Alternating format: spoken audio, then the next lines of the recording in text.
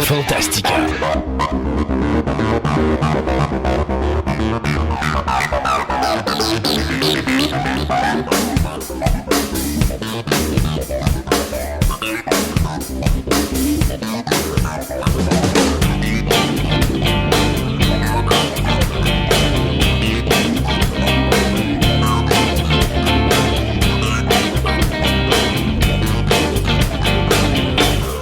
Bienvenue à vous tous à cette version abrégée de l'émission intitulée Fantastica. Mon nom est Christophe Lassens et il me fait grand plaisir de vous accueillir aujourd'hui pour vous présenter une des multiples chroniques réalisées dans le cadre de notre émission radio qui existe depuis 2003. Fantastica est une émission radio diffusée sur le web dans laquelle je m'entretiens pendant plus de 3 heures avec de nombreuses personnes qui nous parlent de diverses passions qui occupent notre quotidien de tous les jours. Au cours des années, nous avons amassé plusieurs centaines d'entrevues que nous vous présentons ici de façon individuelle avec des sujets qui passeront du cinéma à la musique, du jeu vidéo au comique et la bande dessinée, sans oublier des univers tels que l'astronomie, la mythologie, l'archéologie, la littérature, le paranormal et bien d'autres sujets. De plus, je vous présenterai également de multiples entrevues que j'ai réalisées avec diverses célébrités de différents milieux. Aujourd'hui, il me fait plaisir d'accueillir à l'émission M. Jocelyn Paquette, photographe, qui va nous parler non seulement de sa passion pour la photographie, mais également de son entrepreneurship qui a fait en sorte qu'il est devenu non seulement un bon photographe, mais également un excellent homme d'affaires et qu'il a su, grâce à sa passion, à créer sa propre entreprise, quelque chose qu'il va nous expliquer aujourd'hui.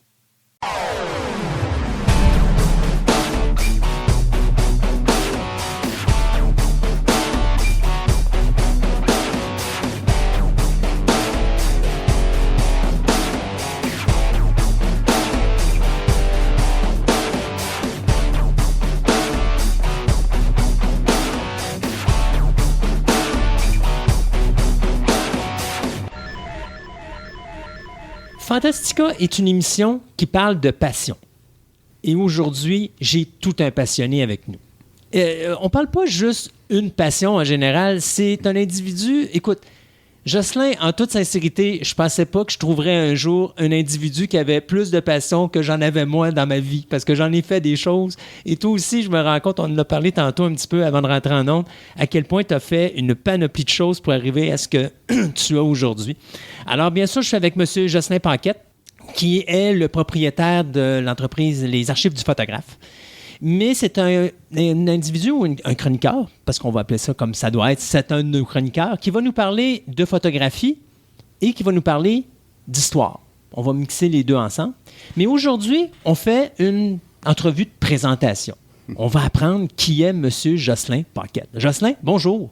Salut mon Christophe, comment ça va? Bien, moi, ça va bien. Et toi? Numéro 1. On s'est parlé un peu avant en ondes, puis on se remémorait un peu le temps depuis le temps qu'on se connaît, en fait. Là, sais-tu quoi? Je t'ai fait vieillir. Oui, fait vieillir. J'ai quelque chose ici que je dois dire en ondes, Jocelyn. Je n'ai présentement qu'un seul avantage à toi, et c'est j'ai moins de cheveux blancs que toi. C'est vrai. Mais moi, par contre, c'est ça. C'est que j'ai vieilli beaucoup, oui, effectivement, parce que j'ai eu des enfants, puis ça, pour moi, c'était tout un changement. Parce que tu sais que tu parles à un gars qui est enfant unique, hein? Bien, sais-tu, on est deux. On est deux enfants uniques, c'est vrai, oui, c'est vrai. Je me souvenais de ça, effectivement, que toi aussi, tu étais unique. Parce que ça fait bien, on pourrait quasiment dire, au moment où on fait notre entrevue, ça fait pratiquement 25 ans, genre là. Carrément. Parce que c'est à quelques semaines, je te dirais peut-être 2-3 semaines, ça va faire 25 ans qu'on se connaît. Parce qu'on s'est connus sur les bancs d'école. On s'est connus dans un moment tournant. Dans mon cas, à moi, c'est un moment tournant dans ma vie parce que c'est le moment où je m'inscris à un cours de photographie. Je m'en vais chercher, en fait, un diplôme juste pour dire que j'ai un diplôme comme photographe. Parce qu'en réalité, la photographie, je la pratique déjà professionnellement, si tu veux, depuis un certain temps à ce moment-là. Ça fait depuis 1986 que je fais de la photo et que je gagne des sous avec ça, à ce moment-là. Mais il me manquait le papier, puis on dit toujours que les papiers, des fois, c'est assez important. Oui, effectivement. Bon, je suis allé chercher ce papier-là. Et ce papier-là a donné suite justement à la naissance d'une entreprise. Cette entreprise-là, on va en parler tout à l'heure, s'est transformée autour des années 2000. En fait, en 2004, elle a pris même un autre nom. Et s'est spécialisée dans une lignée. Parce que, donc, la photographie, oui, on fait ça pour devenir photographe, mais à ce moment-là, nous, on étudie la photographie, on est dans un chambardement incroyable, parce que là, on passe de l'argentique au numérique, mais le numérique n'est pas encore tout à fait la technologie à point. Et les photographes, les vieux photographes qui sont là, se posent des questions, mais qu'est-ce qu'on va faire? Les gens veulent avoir du numérique, mais là, nous, on travaille en argentique, puis je ne suis pas prêt à investir 5 000 $ sur un appareil qui fait du 2 millions de pixels. Oui, exact. Non, effectivement. C'est pas gros, ça, là, non. Pour un photographe pour professionnel. Pour l'époque, c'était comme le... Ben oui. Mais c'est un chambardement qui était... Puis d'ailleurs, si je ne me trompe pas, quand on a fait nos cours de photo, toi et moi, c'était l'avènement du vidéo parce que c'était la première... On était dans le premier groupe à être testé pour le nouveau programme. On était la première cohorte, effectivement. Exact. Et à ce moment-là, il y avait inclus le vidéo pour la première fois. Oui. Ce qui, pour moi, je faisais ça les yeux fermés parce que moi, j'étais en cinéma, donc le vidéo, pour moi, c'était mon domaine. D'ailleurs, je n'ai même pas besoin d'étudier. C'est quasiment moi qui aurais pu donner les cours. Ah, écoute, puis moi, j'en faisais également aussi déjà à l'époque. Puis j'en avais encore fait également professionnellement. Je me souviens là, d'avoir fait quelques émissions et collaboré à quelques émissions avec mon propre équipement vidéo. Donc, non, écoute, on a vécu, nous autres, vraiment un chambardement à ce niveau-là. C'était un tournant. Et puis, ce tournant-là n'était pas tellement facile pour personne, surtout pas pour les anciens photographes. Encore moins pour les professeurs. Ben non, sûrement pas. Puis, parce qu'eux, il fallait qu'ils se mettent à jour constamment, là, tout ça. Et moi, j'ai suivi beaucoup de cours, entre autres, en infographie par la suite, là, justement, pour assimiler, entre autres, les Photoshop qui, à l'époque, n'étaient pas le Photoshop d'aujourd'hui. Donc, je suivais des cours de perfectionnement à toutes les sessions. C'est pas compliqué. À toutes les sessions, j'avais ça pendant 3-4 ans. J'ai fait ça.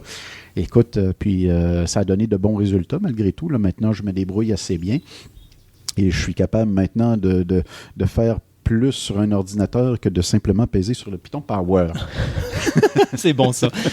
Mais ça commence où, cette belle passion-là? Parce que là, tu vas nous raconter l'histoire de ta vie passionnelle, dans le sens que à un jeune âge, tu as déjà eu les premiers déclics de ces merveilleuses passions qui t'ont animé. Oui, et ça va te faire plaisir parce que toi, je te connais, tu es un grand amateur de cinéma, tu connais pas mal de choses là-dessus. Et moi, ça a commencé très, très jeune, tu le croiras pas, mais fort probablement que ça arrive à certaines personnes qui sont très passionnées de voir leur passion naître en aussi bas âge. Moi, ça a commencé à 6 ans. OK. Et je m'en souviens comme si c'était hier. Pourquoi? Parce qu'il y a un événement déclencheur à tout ça. Et cet événement déclencheur-là va me propulser à différents niveaux dans mes passions. Parce que, comme tu disais tout à l'heure, j'ai plusieurs passions. Mais cette passion-là va se déclencher surtout à ce niveau-là. Pour la passion que je parle, c'est la passion qui m'a amené à faire cette entreprise-là que j'ai aujourd'hui. Donc, c'est à l'âge de 6 ans. Hein? Ben oui, à l'âge de 6 ans. Imagine-toi que je suis installé chez mes parents. Et parce qu'à 6 ans, j'habitais encore chez mes parents. Ah oui, bon Dieu Seigneur. Je suis vraiment déçu de toi, Jocelyn. Là. J'aurais pensé que tu serais devenu autonome plus rapidement que ça. Ben oui. Mais là, écoute, c'est un dimanche en plus. Je me souviens de la journée. Un dimanche, je regarde la télévision et on y présente un film qui n'est pas tout à fait jeune déjà à cette époque-là. On parle ici du film La machine à explorer le temps de George Pal. Tu sais, ça mettait en vedette Rod Taylor puis Yvette Mimieux. Ça parle d'un monsieur qui, lui, vient d'inventer une machine. Cette machine-là, il veut l'utiliser puis il veut aller visiter, lui, le futur et non pas le passé. Donc là, il se met à avancer lentement, puis il regarde une madame en avant là, qui change de mode tout le temps. Moi, c'est le mannequin, en réalité. Le mannequin qui est tout le temps. Écoute, ce mannequin-là, c'est incroyable. C'est peut-être une des petites erreurs du film parce qu'il est là, on dirait quasiment pendant 100 ans. Ben, tu sais, ça coûtait cher, les mannequins à l'époque, fait qu'il fallait que tu l'utilises jusqu'à ce qu'il soit vraiment usé. En tout cas. Fait que bref, il s'en va, lui, puis il voyage dans le temps, puis tout ça. Puis là, moi, je regarde ça avec mes yeux d'enfant. Écoute, une machine à voyager dans le temps. Crois-le ou non, je suis peut-être un petit peu attardé, mais je croyais encore au Père Noël, moi, encore à l'âge de 6 ans. Et qu'est-ce qu'a été ma demande pour Noël, d'après toi? Je viens de comprendre pourquoi tu étais encore chez toi à l'âge de 6 ans, Jocelyn. Une machine à voyager dans le temps? Et bingo! Là, je demande une machine à voyager dans le temps au Père Noël. Et imagine-toi, qu'est-ce qui arrive d'après toi? Un appareil photo. Non, même pas. Non. Je ne reçois pas la machine à voyager dans le temps. Donc là, tu as arrêté de croire au Père Noël. Mes illusions étaient brisées. Écoute, j'ai su là que le Père Noël avec lequel j'avais fait affaire était un imposteur. Et ça m'a crevé le cœur. Je te jure, là, c'est incroyable. Première passion détruite. Première passion détruite. Le Père Noël. Mais par contre, je crois toujours à la machine à voyager dans le temps. Et ça, je vais te dire de quoi, là, puis je sais qu'il y a bien des gens qui nous écoutent qui vont peut-être dire « Ouais, il est un peu naïf », mais je crois encore aussi à la machine à voyager dans le temps. Ça, j'y crois. Je suis sûr qu'il y a une technologie éventuellement qui va nous amener à ça et qui fait qu'on va voir des gens qui vont pouvoir éventuellement voyager dans le temps. Mais indirectement, on l'a, la machine. C'est juste qu'on ne le vit pas, mais on le voit. Donc, tu as le cinéma, la télévision, la littérature, tu as les musées. Quelque part, on a cette machine à voyager dans le temps qui nous permet de reculer, de voir comment nos ancêtres vivaient, tout ça, mais c'est sûr qu'on ne le vit pas. Oui, puis on pourrait en parler longtemps parce que moi, quand je rentre là-dedans, c'est sûr que c'est quelque chose. Mais là, je vais plutôt continuer à te parler de ça, parce que ça a tout déclenché, ce premier contact-là avec ce qui va être ma passion. Donc, il y a une chose qui était sûre déjà à cette époque-là, c'est que j'aimais aussi déjà les vieilles images. Pourquoi? Parce que ma mère et moi, on partageait un peu ce genre de choses-là au niveau du passé. On regardait souvent des vieilles photos, puis des vieilles photos de famille. Et moi, ce qui attirait mon attention sur ces photos-là, c'était surtout, entre autres, de voir les gens plus jeunes de ma famille, tu sais, je peux pas croire que ma tante a déjà été jeune, tu sais. Puis, ensuite de ça, il y avait aussi les voitures. Déjà là, les voitures, c'est encore ma passion. Les voitures anciennes, moi, je suis quelqu'un de passionné par les voitures anciennes et j'aimerais bien en avoir une, mais par contre, je ne suis pas le genre de personne qui va flatter une voiture. Alors, il faut que je fasse attention à mes passions des fois. Il faut que je mesure ce que je suis capable de faire et de ne pas faire. Oui, parce que ça coûte cher avoir une vieille voiture. Oui, exactement. Il y a d'autres choses qui ont fait que ma passion est née et s'est alimentée. Moi, dans ma famille, j'ai un oncle qui était journaliste. Et son nom, Jean-Claude Paquette, pour ceux qui s'en souviennent, c'est Monsieur JC. C'était le professeur JC qui faisait des chroniques dans Le Soleil et La Presse.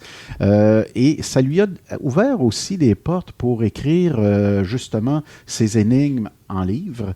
Et il a fait par la suite une série sur la médecine, parce qu'il y avait la chronique médicale à la fin de sa carrière là-dedans.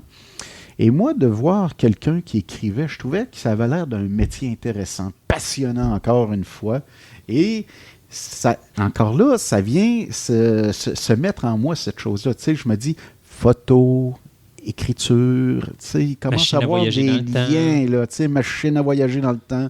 Tout commence par là. Ah, comme j'aime la photographie, en 1979, le grand bond, je m'achète un appareil photo, un petit appareil 110, le Trimlight 38 de Kodak. Wow! Mais hein? Wow! Mais hein, certain. Écoute, moi, c'est fou, je me souviens, les toutes premières photos que je réalise avec cet appareil-là, tu sais, il y en a qui vont photographier leur famille. « Hey, grand-papa, j'ai acheté un appareil photo, je veux te prendre en photo, je veux te prendre en photo. » Pantoute. Moi, ça n'a jamais été ça. Même professionnellement, j'ai jamais photographié les membres de ma famille, quasiment. Okay. En tout cas, au niveau professionnel. Mais par contre, les premières photos que je vais faire vont être... et là, tiens-toi bien, je dois être aussi un ambassadeur de ce genre d'image-là. je m'en vais sur la montagne. Moi, à l'époque, je restais à Saint-Émile.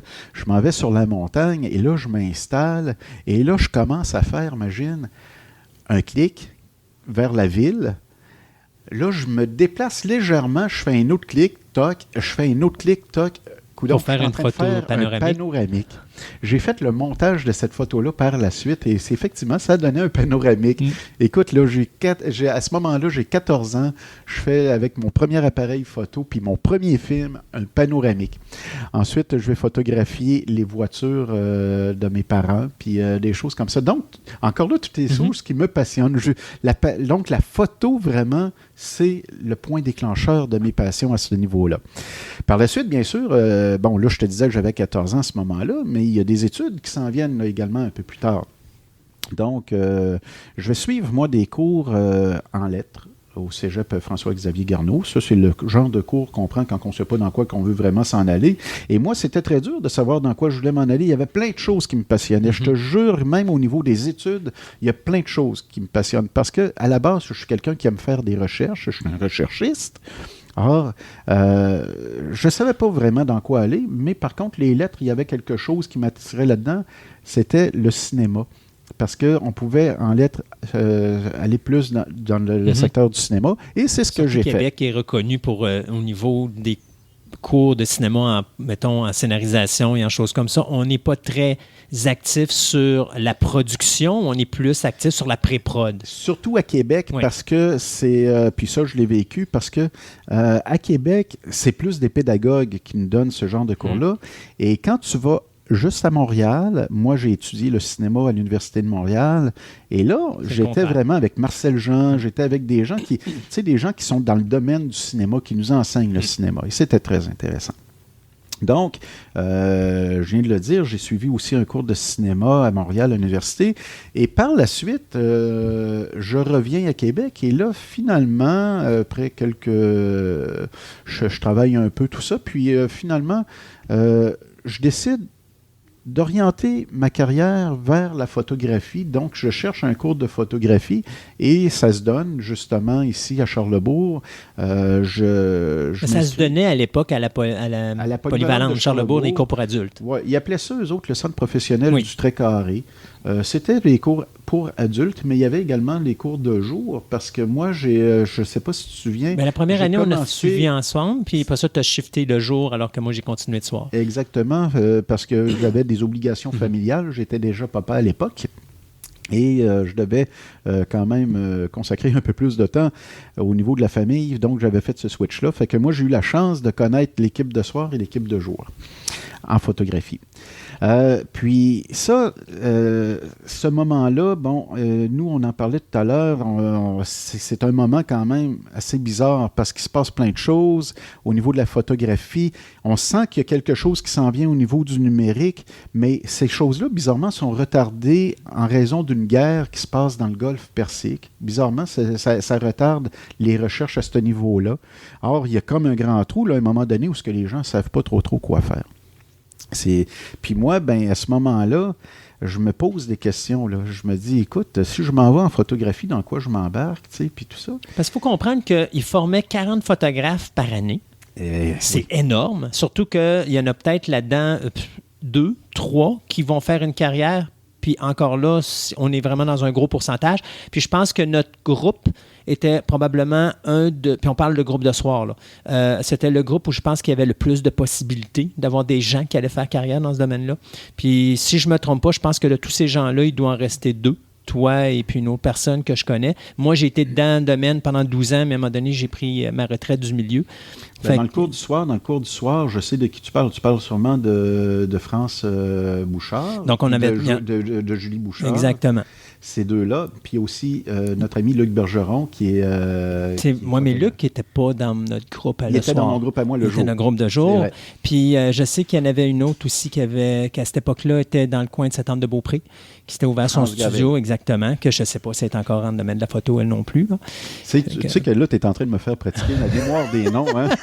Mais c'est ça. C'est drôle parce que toi et moi, on est sur la même longueur d'onde parce qu'on j'écoute ton histoire depuis tantôt, puis j'ai passé exactement par les mêmes mêmes affaires, les mêmes étapes, mais juste pas les mêmes passions. Mais puis c'est vraiment le cauchemar de quelqu'un qui a de multiples passions. C'est qu'est-ce que je fais de mon existence? Oui, parce que mes passions, hein, je t'en parlais, je fais une petite parenthèse là-dessus. J'ai été passionné par la musique, donc j'ai joué dans des groupes de musique, imagine-toi donc. J'étais claviériste, chanteur. Je ne te chanterai rien, mais par contre, j'étais chanteur. J'ai été également dans une troupe de théâtre, la troupe Comme Toi, et j'ai fait quelques représentations avec eux. Ensuite, je sais que, bon, tu sais, la plupart des collectionneurs, ils passent tout un peu par là, soit qu'on collectionne la monnaie ou les thèmes. Moi, j'ai collectionné de la monnaie. Sur la collection de monnaie, j'avais mis fin à ça quand justement j'ai eu mon premier enfant, parce que là, il fallait que je me dise, écoute, là, je suis mieux de mettre de l'argent dans la collection de monnaie ou de mettre de l'argent sur ma famille. Ben oui. Puis ensuite de ça, il y a une collection, par contre, que j'ai faite qui, encore là, fait partie d'une passion incroyable qui reste encore dans le domaine de la photographie. Imagine-toi donc, j'ai cumulé plus de 400 appareils photographiques. Mais il y avait un but encore là. Oui, mais c'est dans différentes époques. La création, je pareil, on parle voyons comment on appelle ça, donc des 2,4. Écoute, il y avait des 4x5, des folding, 35 des appareils, des box. Là, on parle de. Wow. J'avais des appareils qui dataient de 1800 quelques à aujourd'hui. Là, écoute, c'est passionnant. Et puis, ça m'a permis de participer, de faire en fait une exposition pour les 160 ans de la photographie au Moulin Marcoux. Ça a été une exposition qui a été là tout l'été. Ça coïncidait avec, entre autres, l'inauguration de la salle Linda Lemay, parce que Linda, justement, elle vient de ce secteur-là, du Moulin Marcoux à Pont-Rouge, et ils ont fait une salle à son nom, et puis j'ai eu la chance de la rencontrer, de lui faire visiter mon exposition. Personne hyper sympathique. Alors, parenthèse terminée, je reviens à mes affaires de... Donc, là, on a suivi le cours, si on reprend le fil là, de la chose, de l'histoire. Donc, on est rendu au début des années 90. Là, on est rendu... En 1993, on termine le cours de photographie. Donc, on ne sait pas trop vers quoi on s'en va, les appareils, c'est quoi qu'on achète comme appareil, les films s'en vont, le numérique s'en vient, mais il n'est pas à point. Blablabla, ça commence à être compliqué, cette affaire-là. On commence à perdre nos labs à Québec. C'est ça. Fait que moi, mes premiers travaux que je fais dans le domaine de la photographie, ça va être de travailler pour le studio japonais, le Centre japonais de la photographie. Mais je reste pas là longtemps, je m'écœure assez vite, mettons. C'est pas passionnant, ça. Ça, je m'en rends compte, là, tu sais. Quand on avait des cours de photographie, on avait des stages. Tu te souviens de ça, les stages? Oui. Moi, j'ai fait un stage. Le premier stage, je l'ai fait avec Imagix. Eux, ils faisaient de la photographie qui m'attirait, tu sais. Ils pouvaient recréer là, des vaisseaux dans l'espace, toute la patente. Il y avait un gars qui travaillait là qui était vraiment passionné, puis c'était le fun de travailler avec eux. Mais par contre, la deuxième année, j'ai choisi un autre domaine. C'était, j'ai suivi un historien qui est assez connu à Québec, Michel Lessard. Donc, j'ai collaboré avec lui à son encyclopédie sur les meubles et objets de la civilisation. Et ça a vraiment déclenché vraiment mon amour pour ça. Or, qu'est-ce qui fait... Là, j'ai pensé à mon affaire, je me suis dit, écoute, Jocelyn, la photographie, oui, mais par contre, on n'est pas branché, en fait, là, encore sur la technologie. Et il s'offre une opportunité à moi qui, en 1997, est qu'un photographe met son studio en vente. Là, je me dis, écoute, je vais acheter le studio du monsieur, puis je vais travailler pour faire du service à la clientèle avec les mariages, les portraits, tout ça. Tu sais, par exemple, quelqu'un qui ça fait 25 ans qui est marié, j'y donne des photos de mariage, j'y refais un album 25 ans plus tard. Mais je me rends compte très rapidement, en ayant le studio, qu'il y a des photos là-dedans de voitures, de bâtiments qui sont disparus. Puis la patente, hey, l'histoire est là-dedans. Puis là, je me souviens de ce que j'avais fait avec Michel Lessard. Je me disais, tabarouette, il y a de quoi tirer là-dedans. Là, ça va être, je peux commencer à travailler peut-être avec des historiens, puis tout ça. Alors là, je me mets à acheter des studios de photographie à partir de 1997. Le studio Couture de Saint-Agapi est le premier studio que j'achète. Lui, il a un beau-frère, Jean-Paul Mercier, à Saint-Raphaël-de-Bellechasse, qui est également photographe. Il me le fait acheter. Il me fait acheter son concurrent, Joffre Plamondon. Et plus récemment, il m'avait fait acheter, en 2007, le studio de Charles-Henri Leclerc de Sainte-Pétronille à l'île d'Orléans.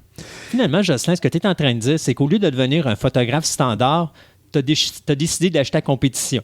Ben, j'ai acheté, si tu veux, oui, mais en fait, j'avais des buts là-dedans, effectivement, de continuer à offrir le service à la clientèle, comme je disais, mais en même temps, de sortir de ces boîtes-là tout le patrimoine qui est endormi et qui est très important.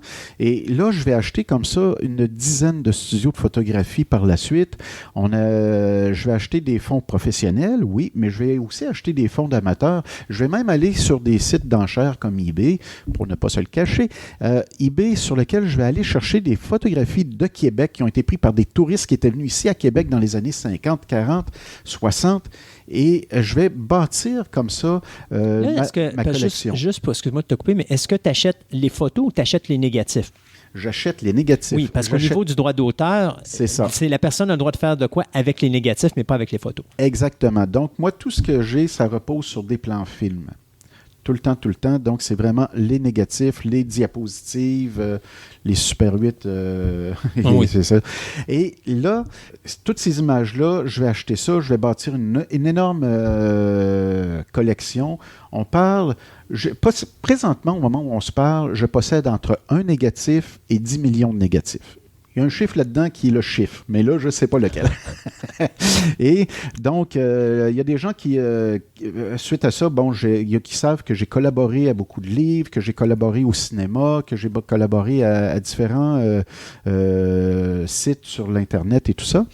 Et moi-même, j'ai écrit un livre en 2001 qui était le livre « Québec, les images témoignent », qui était justement ma machine à voyager dans le temps. Je venais, moi, de créer ma propre machine à voyager dans le temps. C'est-à-dire qu'à partir de ce livre-là, il y a des itinéraires. Et ce qu'on voit, c'est comment était l'endroit que je présente en 1870 environ et aujourd'hui. Mais la personne, ce qui était intéressant avec ça, c'est un guide de promenade. Donc, tu pouvais prendre le livre et le tourner, puis chaque sujet, chaque fois que tu tournais la page, était soit sur ta route ou déjà autour de toi. Et ça a été un très grand succès. Écoute, on a vendu 10 000 copies françaises de ce livre-là. On en a fait également 1500 copies anglaises. Donc, mais ça, les copies anglaises se sont vendues un petit peu moins, mais par contre, les copies françaises, on a voulu les réimprimer parce qu'il y a eu deux fois des réimpressions en 2004 et 2005. Et puis, en 2008, c'est moi qui ai refusé. Pourquoi? Parce que je mettais de l'avant mes cartes postales. Donc, ça, c'est une autre chose pour lesquelles les gens me connaissent beaucoup, pour les fameuses cartes postales collection art. Et ça, c'est une erreur de ma part. J'ai fait une petite erreur. Je ne voulais pas marquer collection art parce que je me suis rendu compte qu'à peu près les gens disaient ça. Je pensais qu'il y avait un genre de lien qui se faisait pour faire collectionneur, pour se rapprocher du terme collectionneur. Mais finalement... Ça n'a pas marché. Ça n'a pas marché. Même les gens appellent ça collection art. Donc, écoute, c'est sûr qu'on pourrait en parler énormément longtemps, mais je sais qu'ici, on a quand même un certain temps à respecter. Ben oui, malheureusement. Et tout simplement, de toute façon, pour te dire qu'on va quand même, de toute façon, y revenir, parce que dans les prochaines chroniques que je vais te livrer, on va parler de ces fonds-là. On va faire quand même un genre d'introduction par rapport à l'histoire de la photographie, parce que l'histoire de la photographie, il faut comprendre un peu ce que c'est pour voir en fait là où on va aller avec ça. Parce que là, c'est sûr, on est en 2017, la photographie, maintenant, c'est pas les photographes nécessairement. Là. Tout le monde a un appareil photo maintenant, ne serait-ce qu'en ayant un téléphone. On est avec un appareil avec photo. Le numérique, de toute façon, tout le monde maintenant se dit photographe, tout le monde se dit laboratoire de photographie et... maintenant, avant, à l'époque, tu mettais un photographe, tu devais faire affaire avec un lab pour faire développer tes photos. Après ça, tu avais un travail à faire. Aujourd'hui, tu as ton cellulaire, clique, tu montes la photo, tu recadres, tu l'imprimes. La qualité est belle. Oui, elle est très belle. La qualité est belle à cette heure. Et même jusqu'à un certain point supérieur à ce qu'on avait à l'époque. Oui. Vois-tu, moi, mes derniers voyages que j'ai faits en Europe, je traînais plus mon gros appareil photo. Là, c'était trop lourd. Puis en plus, je passais pour un touriste. Ouais. J'étais un touriste, mais quand même, de passer pour un touriste, c'est plate. C'est sûr. Parce que là-bas, les gens viennent t'accoster. Bon, puis tu sais, t'as l'air d'un touriste, fait qu'on va essayer de te soutirer des sous. Tandis que là, à cette heure, tu t'en vas. T'as ton petit appareil. Mais tu te débrouilles très, très bien. Ça fait de super belles photos. Donc, dans les prochaines chroniques que je vais te livrer, ça va être un peu ça. On va parler de ces studios-là que j'ai fait. On va parler, entre autres, là, comme je te disais en introduction, de l'histoire de la photographie. Ça va faire le sujet d'une chronique. Et par la suite, à partir de ma chronique 3, là, on va rentrer dans ces studios-là, dans lesquels il y a des fois des petits trésors. Et ça, le but de ces chroniques-là, en fait, ça va être pour amener nos auditeurs à savoir si eux aussi ont des petits trésors. Là. D'ailleurs, je vous demande, là, les auditeurs, levez la main ceux qui pensent avoir des petits trésors dans leur collection, là, et on va voir ensemble comment faire peut-être des sous avec ça également aussi. Ça peut être intéressant. Parce que, vous savez, diffuser des images, on a parlé un peu au niveau tantôt des droits d'auteur, mais diffuser des images, c'est payant. Et moi, c'est de ça que j'ai vécu pendant des années et des années. Et là, je ne cacherai pas à personne non plus que cette année, après plus de 30 ans d'existence, je vais prendre ma retraite à la fin de l'année. Donc, il faut en parler tout simplement. Mais oui. Mais c'est ça, mais c'est que... Tu vas prendre une retraite physique, mais verbale. C'est ça, mais pas une fin de passion. Non, tu vas nous larguer à travers les ondes de ta fabuleuse passion pour tous ces univers passionnants qui vont regrouper la photographie et l'histoire. Jocelyn, un gros merci. Et puis, on se dit à la prochaine.